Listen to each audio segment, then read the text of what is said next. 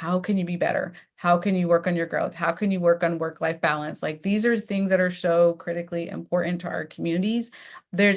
What always motivates me in my field is that at this point is that there's so much heartache and pain that can be prevented. So that fuels me to like get this information out to as many people as possible, because we don't have to wait until we're falling apart, until we're burnt out, and until we're in the hospital. Like we don't have to wait till we are at that point. Like we can put things in place in our lives so that we can be better and healthier and in different areas of our lives. But we have to know what to do.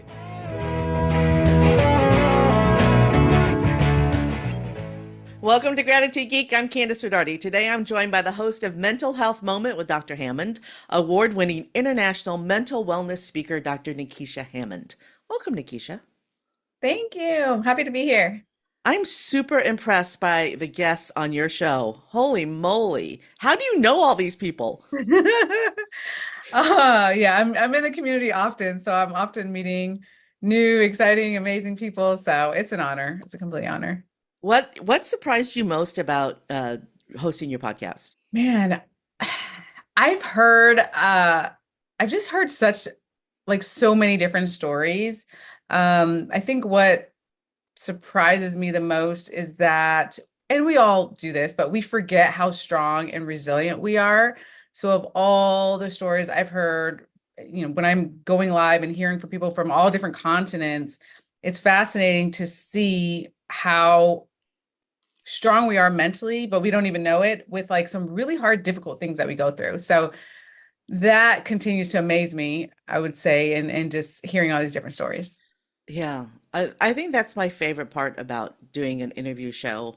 Because, a Yeah. lot of the podcast coaches tell you that you shouldn't do an interview show, that you should do a talking head show.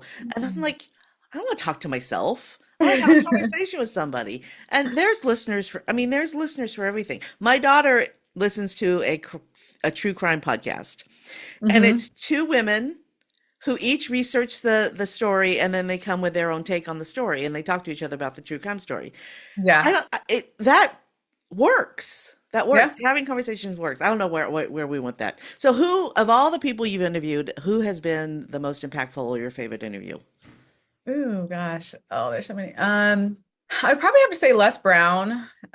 He is just such a phenomenal person. Obviously we know how amazing he is, and like top speaker and just inspirational, motivational. But when you think of his childhood, for example, and how people were just constantly telling him the things that he could not do because of a disability, you're not going to be this, and calling him the dumb twin, and like all these like negative things that he had to face.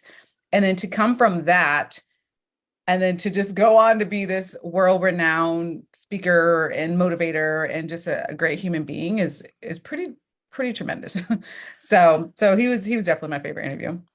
I was so glad you said that, because I just saw a video. I think it was yesterday. It was a woman with Down syndrome, and she said, you don't think I can do Shakespeare, so I don't do Shakespeare. You don't think I can have a margarita, so I don't drink a margarita. You don't think I can learn math, so I don't learn math. And then she flips it. You think I can do Shakespeare, so I do Shakespeare. You think I can drink a margarita, so I drink a margarita. You think I can buy my own home, so I buy my own home. And it's that, that right there, it was not only impactful because, wow, this is a different way of looking at people with Down syndrome, but holy crap, this is a different way of looking at mindset. Yeah. And that's your wheel. I'm going to post the link to the video in the show notes, because it's a very impactful video, listener. So let's talk about mindset, because that's your wheelhouse. Yes, for sure. Mindset is, to me, so I've been in the field now 15 years in the mental health field. And to me, when it all boils down to what's the secret sauce, if you will, what is it that can really change your life? It really points to your mindset, because you are with your thoughts 24/7. And though the positive is that when you get a hold and understand how to make a drastic mindset shift, even if it starts with baby steps, but make that mindset shift, you really can work on growing physically, emotionally, spiritually, mentally, and show up as a more powerful version of yourself for you and for the people around you. So I am so fascinated by mindset. I have been even before I was a psychologist. When I was in school, I remember in high school, I was like reading all these books about the mind because it's just so powerful. So I'm excited, of course, this season of my life to be writing a book on mindset training. And it just really all boils down to that. We have to remember how powerful and impactful it is for us to be working on ourselves to be better. So I want to weigh the difference between positive affirmations, Hmm. which is a tool for changing your mindset, Yep. and outright lies, Hmm. right? Because just because you say I am not a crook, I'm just going to say use that as an example. I'm not a crook doesn't mean you're not. Hmm. Saying it doesn't mean it's true. And so for a lot of folks, it feels like you're lying to yourself when you're using affirmations. So Yeah. I don't know if affirmations are a great mindset shifting tool. So what tools are there? Yeah. Yeah. And with affirmations, so everything when it comes to mindset, I wish there was an overnight tool. I wish like we overnight, become this success with our mindset. But of course, it takes time. With affirmations specifically, it can be helpful, but you're absolutely right. What happens is sometimes we use affirmations that are so like way above and outside what we consider ourselves to be. So then to us, it feels like a lie. But there's even affirmations where it's like, I am worthy of love, I am confident, and all these things that you're like, I don't think that's true about myself. But it's a matter of training your brain to get to that mental point where you can understand you are worthy of love, you deserve joy, you deserve to be emotionally healthy. But a lot of times, even from our childhood or trauma or current or whatever it is that you're going through, because the opposite is also true. We lie to ourselves all the time about things that are not true about us. Like you're a horrible person, you're not good enough, you're too old, you're too young, whatever it is, fill in the blank. And those things aren't true either. Right. So we have to work on making that mindset shift, which again, it's just not an overnight process, but it's very, very doable. It's very possible. No matter what you've been through, it is very possible for you to change your mindset. My family and I were sitting around watching TV the other night, and I was telling them that I had been contacted by a coffee company about a sponsorship opportunity, and and I said, but I don't want to take it if I don't like the coffee. So, and my daughter says to me, companies send influencers samples all the time, and I was like, well, I'm not an influencer. I'm a podcaster. And she goes, you're an influencer. Yeah, you're an It's the influencer. same thing. It's the same thing. And I was like, well, there's a mindset thing right there. You You're know, absolutely an influencer for sure. For sure. that's not So what that was my 25-year-old daughter who said that. And then Yeah. my husband agreed with her. But that's a mindset, you know? It It's like is. It is. I don't want to be an influencer. I want to be a podcaster. Yeah, yeah, yeah. And sometimes it takes other people to tell us, right? Like you're like, wait, what? Like someone else will see just this brilliance in you and how amazing you are, and you are an influencer, right? Like, and they'll tell you, and then you're like, wait, what? I didn't even think of it like that. Yeah. So yeah, she's absolutely right, by the way. But But I also think that you can I mean, I'm a fan of the whole concept of micro influence where you help a small community of people, for whatever sure, size that is, because it seems so disingenuous when somebody puts a wine glass on their hiney and then, they have 10 million clicks. That just seems so disingenuous to me. But when you truly are trying to help somebody in a micro influential way, that just hmm seems more, I think that's why I don't like the word influencer. yeah, You know? yeah. Well, it's such a broad term, like you Yeah. said, right? But if you're doing something good to help people, like you said, there's amazing people that I know of who help really tiny, small groups of people, and there's amazing people I know who are helping millions of people. Like no matter where you are in that spectrum, like helping people is really important. How do you give back? How do you help someone? People, we're all going through a lot. How do you be kind to someone? Like small random acts of kindness goes a really long way, more so than we even know, which research shows. And they're very powerful and they're life-changing for people. Oh, So ripples. yeah, I'm a huge fan. I'm like, give back, help people, in whatever way that you can. All of So, it counts. I mean, I think it was you who said that when you give back, you have a better mindset. Was Oh that yeah. you? Was that you? Oh yeah, for sure. I want to dig into this because Yeah. I believe that givers gain. It's the more you give, the more you receive. And Yep. sometimes the law of reciprocity takes forever. Like there was one time that I can track the law of reciprocity over a decade. I can track it.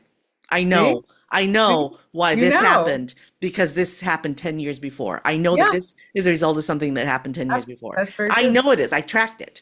Um, Yeah. but, a lot of people want immediate gratification. Um, so I guess the tool of, well, I want you to dig into this, but I guess the tool of giving, Yeah. how do you, You're planting seeds. Like you're essentially planting seeds. So like you said, and I'm just spiritually just a huge believer of giving. Because yes, it'll always come back to you. It just will. Now, to your point, will it come back to you immediately? Not necessarily. When you give and help the person directly in front of you, are they that specific person going to help you back? Maybe not. There's plenty of people that will never help you back, but that's okay because it's like planting seeds. It all will come back to you. The fruit will come. It's not an overnight process when you plant a seed for like a fruit to pop out, like an apple seed. It takes like 8 to 10 years before you see apple trees, right? So sometimes, not always, but sometimes it does. You're right. It takes that long. You're like, oh, wow, now I see the fruits of all the things. But sometimes it is immediate. Sometimes it is the next week or the next day.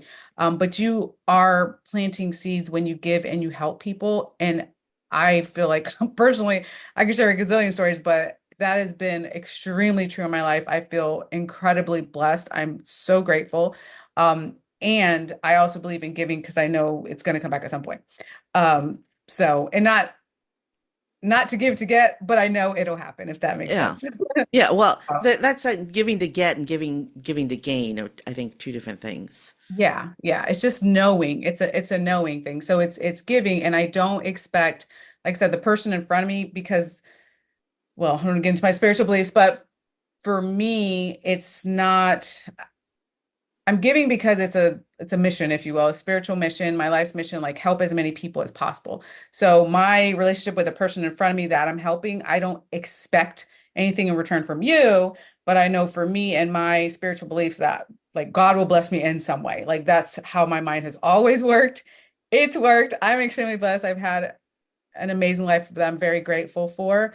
And I do believe that it's very correlated with like giving and helping as many people as you can in the way that you can.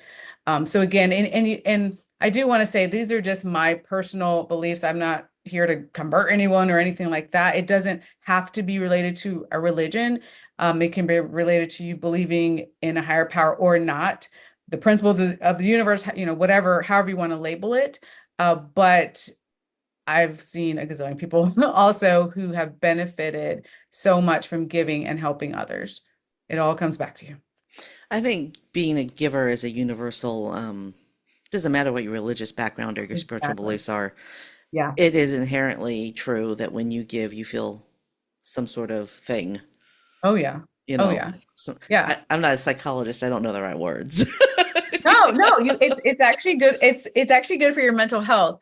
So I've looked at studies on it as well, and because of like it physically can change you to give to help someone those like feel good hormones that go off in your body, lowering your blood pressure, like helping you mentally to calm down or be excited or whatever it is that you feel from giving. There's God, I saw the term the other day. I think it's called like a giver's high or something like that, a helping Oh, high or something like that. There's literally they did helping research. high. That's a good Yeah. word. Yeah. Yeah, it's something like that. I don't remember the exact term that I read, but it's literally something that physically happens to you as well when you give to others. And it's really a cool thing. So It they're is. It's doing, the helper's high.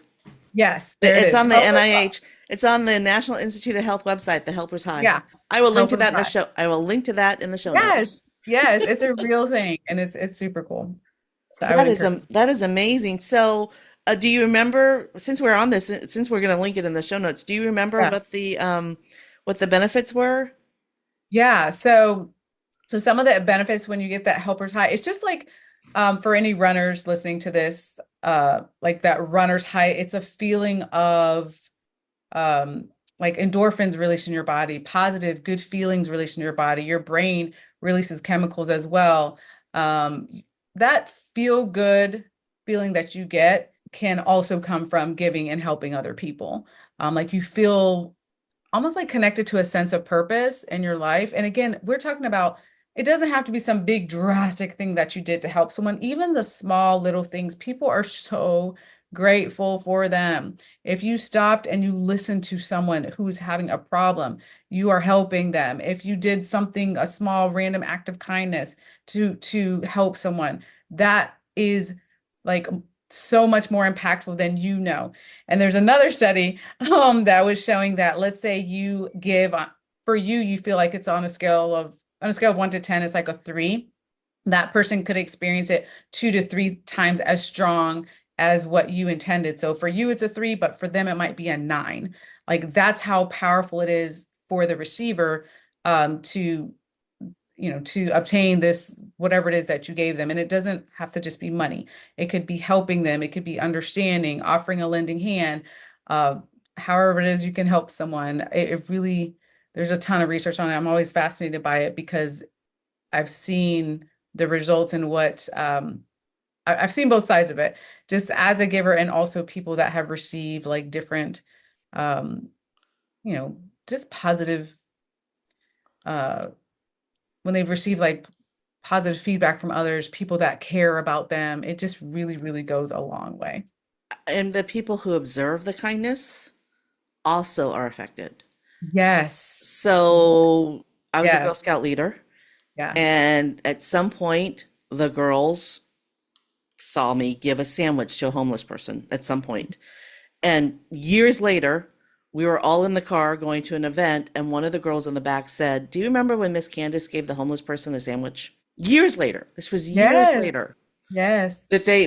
so I hope that that girl, who is now Hmm. a woman, Yeah. gives sandwiches to homeless people. I hope she Yeah. does. And she might, like, I mean, it's little things like that. Like you said, I have a, yeah, story similar to that as well that you just made me think of. So I'm on the board of the Ryan Neese Foundation, and we have something called the Student Service Program. So it's for 11th and 12th grade students, where we teach them about leadership, we teach them about giving back, helping the community. So each year we take them on a service trip in the summer. So we were on a service trip many years ago to the Dominican Republic. And there was this girl, so she was 11th grade, about to be 12th grade. One girl that decided, we were in a small community. She saw that someone didn't have shoes. So she took off her shoe, like the shoes off of her feet that we were wearing that day and doing our community service event, and gave it to this family. And okay, I get chills telling this here, but every single one of us, including the adult chaperones, we all took off our shoes that day. Like there was like 20 of us, like all, like just one by one. We were like, oh, let me find, oh, do you need shoes? Yeah, I need shoes. Like all these people in this community that we were in this like big baseball field. And one by one, all the students, they're 11th graders going into 12th grade. Every single student took off their shoes. All of the adult chaperones, we all took off our shoes and we just started giving them out. And we went back to the bus in our socks. Like literally, when we walked back to this box in our, I have a picture of that where we like, You're anyways, we have a you're picture. all in your socks. We were all in our socks on the bus, like going back. But it All, just so shows, that's all it takes is one person to make yes, an all it took amazing was change. one. It was a whole ripple effect. Like it was, I never forget that because it really is true. Like it does make a difference when you see it as well, when you have that around you. So I, just for chuckles, I pulled up the abstract on the helper's high to wrap up this part of it. The concept of the helper's high arose in the 1980s and has been confirmed in various studies since then. It consists of positive emotions following selfless service to others. Greater health and increased longevity are associated with this psychological state. Generosity, selflessness, and an extended sense of self-favor, our ability to confront successfully the environmental challenges we face on our planet. So, extended sense of self-favor means we like ourselves better. yes, which is like, yay. And when you like yourself, you like other people. Yes. Because Yeah. self-loathing leads to loathing everybody else. Hmm. Hmm. And this Oh, is something that I mean, a lot of us struggle with for many different reasons, like our self-love. So imagine doing something like giving, helping other people.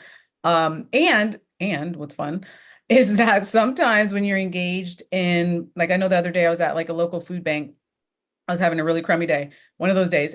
But when I was at the food bank and when I was just not focusing on my own problems, but just focusing on what I was doing in the moment. And the fact that the people that we were preparing these packages for, they were struggling with food insecurity, for example, it really gives you an opportunity to put your life in perspective when you're helping someone else. So you, for a brief moment, you don't have to focus on the things that's going on in your life because you're busy helping someone else. So it just, there's so many benefits. Yeah. Yeah, Yeah. there's so many.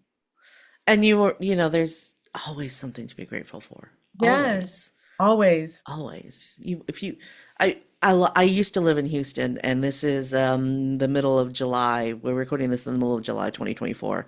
So Hurricane Beryl just went through, and I had Yeah, friends in Houston that didn't have power for days, yeah, days.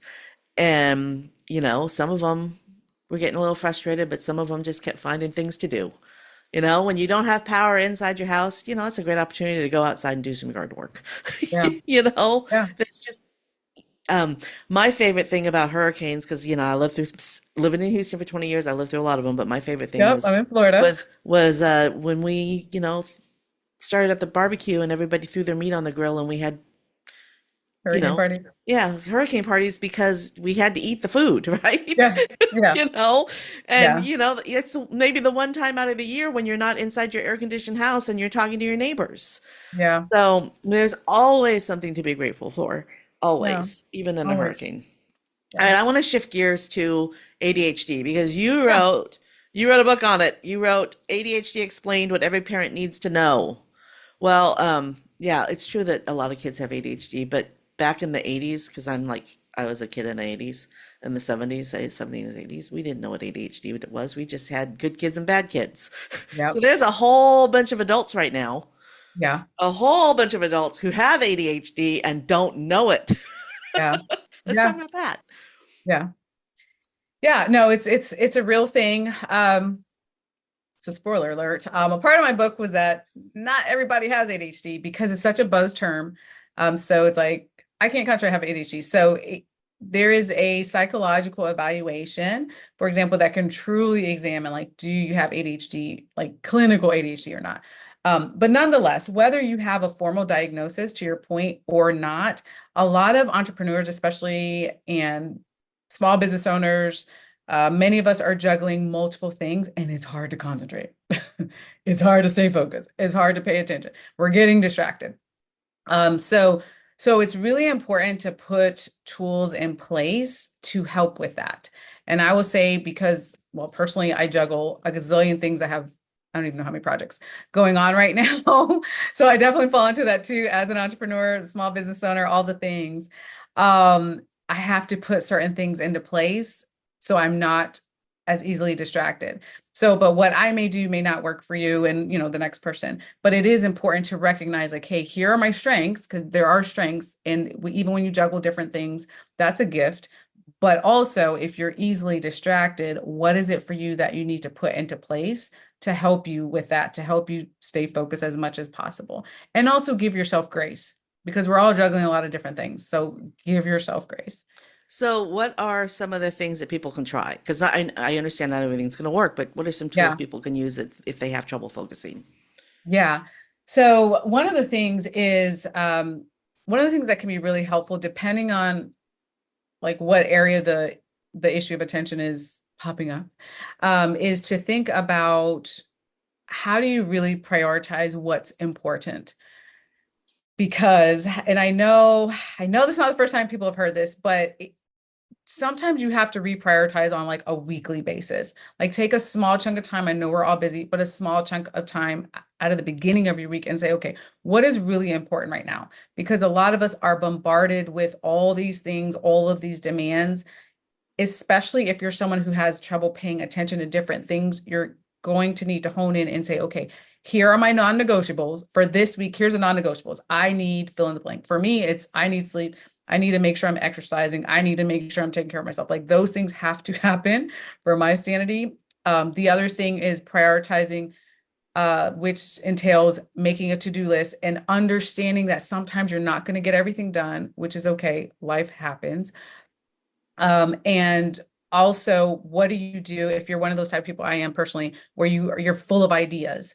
then they have to come out of your brain somehow. For me, I literally have like notes, anyways, like something electronic on my computer. And when I'm like, oh, I need to do this, or I want to be involved in this project, or here's what I need to do, all these thoughts that pop up, I'm literally jotting them down. It's called like a brain dump. You have to get these things out of your brain. Otherwise, they become what we call rumination. So they're just thoughts that are floating around. It's going to distract you from doing other things. So those are just a couple of examples. I mean, I can go on and on with things to do to help with ADHD, but those are a couple of the more common things that I see people struggling with, just like the kind of like the racing thoughts sometimes, trouble concentrating at work, sometimes trouble sleeping at night. You can also do the brain dump at night. If you're one of those people, I've heard from many people that say, I can't get my brain to shut off. A lot of times that's because you're before you go to sleep. A lot of times that's because a lot of the thoughts weren't necessarily taken care of or not processed correctly. So you can jot down before you go to sleep, like, here's all the things I'm thinking about, or here's the things that I'm going to start working on tomorrow, because you have to work on getting some good sleep. So again, I could probably talk for 10 hours on different strategies, but those are just a couple to start with. That understanding what you need to do tomorrow is a great tool for me. Like I always Mm-hmm. check my calendar. Okay, what am I doing tomorrow? I look at the Yeah. calendar. I go, okay, now I know what time I need to wake up. I know, Yeah. you know. Um, and the other thing that helps me is music that's 60 beats per minute. So Baroque music or lo-fi music, and I Yeah. just put it on when I feel like I'm like not getting something done. I'm really Mm-hmm. distracted. I just put on the music, and it's enough of a background for me that I can focus on what I need to focus on. Yeah. So my husband is the opposite. He has to have absolute quiet, Exactly. I was just going to say, yep. Yep. but I have to have some sort of something in the background so that I'm looking at what's in front of me instead of all the things that are going around in my brain. Yeah, Right? yeah. And that's good. And that's really good. And it is important to know, one of the things that really also helps with any type of attention issues is you really have to take a step back and really, I find that oftentimes people know what's best for them, but we don't take that step back to reflect on, like, okay, what is it that I really need? Like you said, for you, in certain situations, you're like, okay, I need some music, right? Like that's helpful. Where's your husband's like, nope, like give me the silence. Right. And I'm kind of a combination of the two of those. So certain things that I do need music to help me concentrate, and certain things I can't have music because it's too distracting. Right. But we know ourselves enough, but again, take that step back for you and reflect and ask yourself, what is it that you need right now? Like, what is it that's going to be helpful for you, which is realistic and feasible for you to put into place? Because it is important to set up your environment as much as possible to reduce those distractions and to get through and be as productive as you can be. I recently saw an ad. Because I do a lot of YouTube research on my guests and things that I need to. I spent a lot of time on YouTube, and an ad popped up that procrastination is a form of depression. Can you speak on that? Hmm. Because this goes, That- the ADHD, the procrastination, all of it sort of seems to go into the same bucket. Do yeah, you have thoughts on that? Because it seemed I, really it's overlapping. okay. So yes, yes, for some people with depression, they're procrastinating because they have a depressed mood, or they don't feel like doing the things that they used to do, or they're having problems with eating or sleeping or feeling worthless or I whatever. guess it's a sign of depression, not a form of Ye- depression. But yeah. Yeah, right, exactly. So that could be a sign of depression, but the problem with procrastination is it's also linked to perfectionism and anxiety and ADHD, right? So it is a symptom, but it's also a symptom of like 10 other things. So yeah. So dealing with the procrastination, Mhm. as a business coach, Yeah. procrastination is a problem that every single one of my clients has. Yeah. So Yep. let's talk about this for a minute. Because it could be overlapping with so many Yeah. psychological things, but it also could just be overwhelm, right? Sometimes Yeah. you just have so much to do that you don't even know where to start. So let's Exactly. turn on the TV and watch TV for an hour, right? Yep. Let's, how do we do, what are some ways to cope with procrastination or to manage procrastination? Yeah. So I always say it's so funny because this is something that I actually look at a lot, like how do you be more successful? And it's interesting because I've seen two sides of the research. One is like when you start your day again, let's say you have your to-do list, you do the things that are hardest first to knock them out, and then, kind of continue with your day so that you're not procrastinating on the hardest thing. But then I've also seen other research that says that don't start with the hardest thing, but start with the thing that's easiest, because then you can at least take the baby steps and get the ball rolling and get that momentum going. I think most times I fall into that bucket, right? And you'll eventually get the hard thing done. But my point is that it really is about like taking the step back and knowing what works best for you. There's something that works for you, of course, but what works best for you when it comes to this procrastination. So I read also a lot of self-help books, and some of them are like, wake up early, 3, 4 a.m., start your day early. For me, I've never done that. Maybe I will at some point in my life, but I'm not at all a morning person. So I'm not going to take that piece of advice because no, but I'm a night owl. So those same couple hours, I get them at night. You're shaking your head, right? So you Yep. have to know for Oh, you. if I need to get a project done, 9 Yeah. o'clock to 11 o'clock p.m. Right. Knock it And for out. some people, I have a lot of colleagues, they're up at like 3 and 4 in the morning. They're texting me at like 4 in the morning. And I'm like, I am asleep at that time, but I'll get to you, when I Yeah. wake up a couple hours later. And it's really just not a right or wrong when it comes to it. You do have to know though, what is it for you that fuels you? Like ask yourself, what is it for you that creates the momentum? Because procrastination comes from like kind of paused energy, if you will. So you have to like get the momentum going again. So you're not procrastinating on what you need to be doing, but what is it for you that fuels you? Like, what is it for you that you're like, man, if I do this, I know I can get it done. And for some people, it's working best under pressure, which has been very, I don't know, lately, I feel like I see all these articles like, oh, don't do that. You shouldn't work under pressure. But that if you're wired like that and you're like, that is what for me fuels me. I do my best work during that time, and your mental health is still intact. Do what works best for you. A project that takes you 8 hours when you're not under pressure can take you 2 hours when you're under pressure. So And that's, why not? yeah, The the outcome is the biggest thing. same. Yeah. And I do want to put an asterisk on that. So the Yeah. biggest thing is provided you are very mindful of your mental health. So Yeah. that's the only thing I'll say to that. Well, but if you have 8 hours, you have time to be a perfectionist, and perfectionism is never a good thing, Yeah. right? Yeah. You need to just at some point be done, Yeah. right? It's done. If you Yeah. finish it in 4 hours when you gave yourself 8, don't spend the next 4 hours finding all the flaws. It's Correct. done. Yes. Yes. It's yes. And it does take some coaxing sometimes for us if you're dealing with that, with positive self-talk, with understanding you're worthy, with understanding things are going to be okay, like giving yourself grace. Yes, perfectionism is a real thing. So I would definitely encourage people, like you said, to work on like, how can I do this in a time efficient manner, right, for you, and keeping your mental wellness in mind, like keeping your mindset together. That's really, really important. So speaking of mindset, your previous books have been for parents.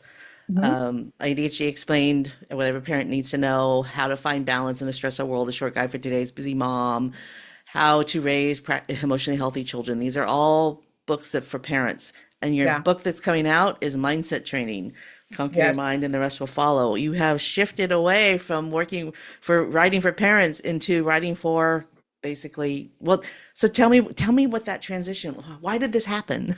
Yes, it happened because, well, COVID-19 happened, a global pandemic. And what happened during that time was my speaker team at the time, they were getting more and more calls for like where people are burnt out, people are stressed. I mean, people were stressed back then with having to leave their work, and now they're working from home and what that entails and trying to juggling family and all that. And then now, of course, currently people are stressed going back into the workplace. Like so much has happened over the last couple of years. And so I really wanted to, write a book to sort of solve some of those issues. And when I thought about it, I'm like, okay, what is it that can really help people, like with stress, with this burnout, with this overwhelm that we had as a globe with this COVID-19 pandemic. And I'm like, well, to me, as a mental health professional, it really all boils down to our mindset. We really have to, if we could get to the place of mindset growth and understand how important self-care is. And I did say, like, I think like chapter 1 of the book, like I used to suck at self-care. Like I totally get it. I mean, business owner, wife, mom, on boards in the community, like doing all these things. And there was a once upon a time where I didn't put my self-care where it needed to be on my priority list because I was doing 500 other things and didn't physically, emotionally, spiritually, mentally take care of myself. So I also personally come from that place. And now, fast forward to now, self-care is high on my priority list. Like I am my number one priority. I do have to take care of myself in order to function in all the roles I function in. So it motivated me personally and professionally to write this book for people because I know the value of taking care of yourself. And I know the value of making sure that you're continually working on your mindset for your growth, which is important for you and for the people around you. And the book launches in September of 2024. Yes, September 10th. It's currently now a pre-order, but it's officially out September 10th. How awesome. So what's the benefit of having a pre-order process that's 2 months long or 3 months long?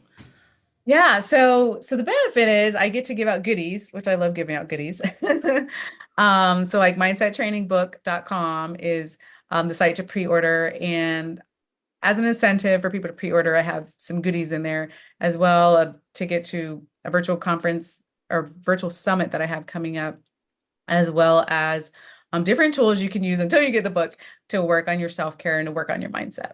So tell me about the virtual summit. Yeah, it's on August 14th. I'm not sure. 2024. Yeah, 2024. So I don't know. Oh, it may have already passed. Yeah, I was going to say. Okay. Future cast. It was August 14th. It was August 14th. Yeah, so I have some amazing, I should say amazing experts on mindset and on self-care. There's 6 different speakers, well, 7 including myself, and we're going to share with the community. It's a completely free event that passed. But we're working on sharing with the community, like, how can you be better? How can you work on your growth? How can you work on work-life balance? Like, these are things that are so critically important to our communities. What always motivates me in my field is that at this point is that there's so much heartache and pain that can be prevented.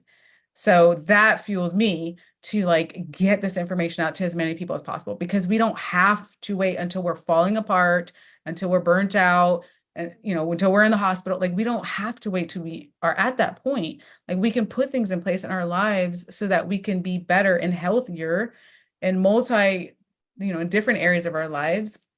But we have to know what to do. So super excited about the summit. Do you have a mechanism to make the replays available after the summit? Yes, it will be available. You know what? It'll be available to the attendees, but we'll probably put something in place on that same site to get replay. Yeah. So if you purchase the book or you pre-order the book or yeah. Oh yeah. Perfect. Yeah. That's a great added value though. If you purchase the book through this link, you get access to these 7 keynotes about mindset. Yeah. It's a great value add. So is there anything that we haven't covered yet that you are just dying to talk about? One of the things I did want to share that, because people often ask, like, how do I get started and what do I need to put in place to help my life? So I often recommend that people ask themselves 3 questions, often, preferably weekly, but as often as you can think of them.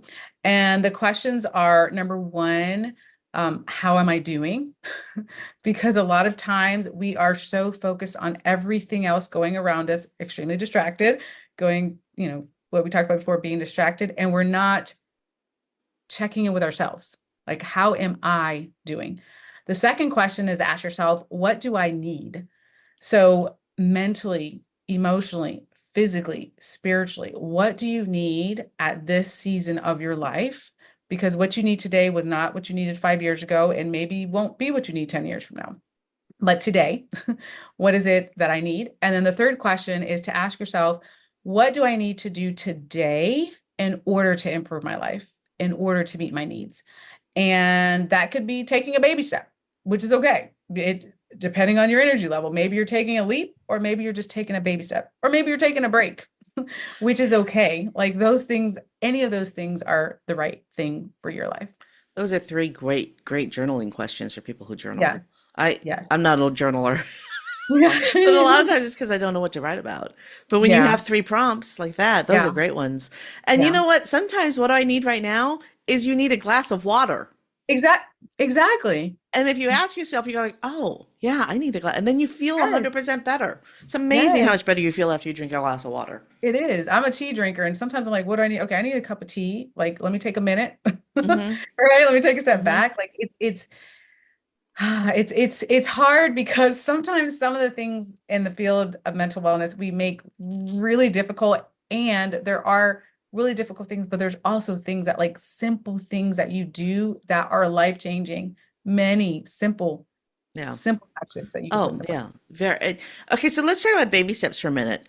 Yeah. Because for some folks, they just don't know how to do that. They don't know Yeah. how to take a huge, ginormous step and break it down into baby steps. So Yeah. what does that look like? So baby step, my favorite baby step, and this is something I started when I told myself all these things that weren't true, like self-care, I didn't have time and all this sorts of nonsense. So I started with what I call take a minute. And literally that means you can use your cell phone as a timer, taking 60 seconds a day for yourself. So in those 60 seconds, if you decide you want to take some deep breaths, which has amazing properties physically and mentally for your life, but taking some deep breaths, taking a walk outside. I'm a tea drinker, drinking a cup of tea. Um, whatever it is for you that you can just reset and recharge. It's 60 seconds, not an hour. But yes, an hour is great too, but 60 seconds. Start with that because what you do is you start to train your brain, and over time, first of all, you'll start to crave that minute because you're like, I need my minute to like reset, recharge. But you train your brain to understand that you deserve to be emotionally healthy. You deserve to have joy. You deserve to have self-love. You deserve to have downtime. You deserve to have me time. Your brain starts to understand that. And so now, fast forward, I take way more than a minute a day for self-care and do a lot of things for self-care, but I didn't start that way because I was just in a very different mindset and not taking care of myself and running myself ragged, not putting any self-care into place until that did not work anymore and I hit burnout.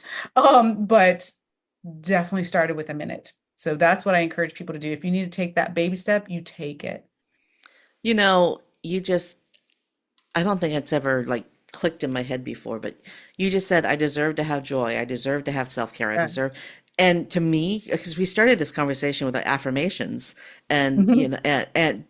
but that rather than I am good at self-care, which is an affirmation that you may feel like a lie, saying I deserve to have self-care, I deserve to do self-care Yeah. feels so much more open. Yes. Like Yeah. that's a shift right there.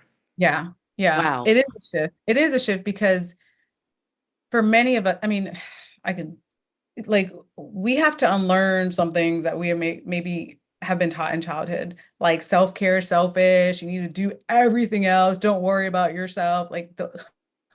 That is not good for your mental health or your physical health. You have to take care of yourself. And again, I'm saying this as a person who sucked at doing that in the beginning of my life and learned that honestly, like I learned from childhood, like just go, go, go, school and work and sports and like do everything, run yourself ragged. I did that for a Yeah. very long time, frankly, until it was like, okay, no, this is not healthy. Yeah. So you deserve these things and you can tell yourself you can start with that and that's okay if you're at a place where you're like I don't think I deserve it or I'm not good enough or whatever it is you're telling yourself that's not true. You start with telling yourself you deserve to be happy, you deserve to have self-care. Oh, it's beautiful. It is beautiful. All right. It's time to wrap up. Dr. Yeah. Nekeshia Hammond, for whom or what are you most grateful? Oh gosh, there's so many things. Let's see. Okay, I'm gonna give three. I would say I'm really grateful at this point in my life for all of the growth, the mindset growth, and especially the spiritual growth, because I really feel more aligned, if you will, with my purpose and what I need to do to help people and why I'm on this planet to help people. So I'm extremely grateful for that growth. The second thing I would say would definitely be my family. I have the most amazing 11-year-old son on the planet. That's my baby boy. And my husband and just friends and family, like the people around me are amazing. I'm grateful for that. And then the third thing that I am grateful for, I would say my health and just my energy level, which tends to be pretty high. I feel like God blessed me with a lot of energy, but I'm really grateful for that and who I am, and understanding now that that's okay to be who I am, and understanding the world around you will tell you all sorts of different things. But it's important to recognize your gifts and who you are, and there's nothing wrong with who you are. So those are the things I'm most grateful for. Thanks for tuning in to Gratitude Geek, the podcast for grateful micropreneurs building genuine, lasting relationships with clients, colleagues, and community. Our theme music is track 14 by Rev Brock and Soul Lily. To connect with Dr. Nekeshia Hammond, head over to the show notes at gratitudegeek.com. This is episode 234. I've been your host, Kandas Rodarte. Stay groovy, my friends. Stay groovy, my friends.